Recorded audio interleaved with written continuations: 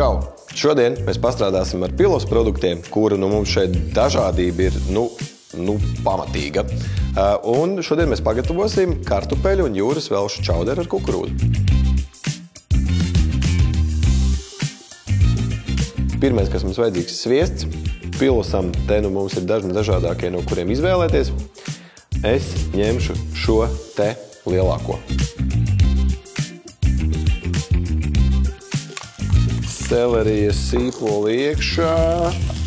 Viena no čaudera galvenajām sastāvdaļām ir baltvīns, šajā gadījumā šardonē.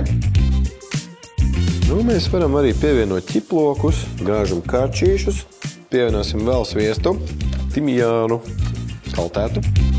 Nākamais ņemsim vienu apmēram pusēdam karotu miltu, pievienosim zupai, pirms mēs pievienojam pienu un saldo krējumu. Pat cik mēs gribam, lai tā zupa būtu pavisam bagātīga, tad mēs ņemsim 3,2% pienu un 35% saldo krējumu. Vēl viens sastāvdaļa, kas mums jāpievieno zupai, ir kukurūza. Šajā gadījumā arī Lidlā ir dažādi veidi.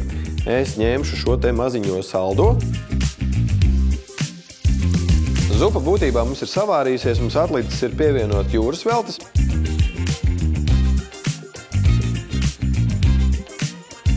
Kamēr mums līdz galam pagatavojās jūras veltes, mēs vēl sagatavosim šoreiz dekorāciju mūsu zupai, un tās būs šīs te lapiņas no selerijas.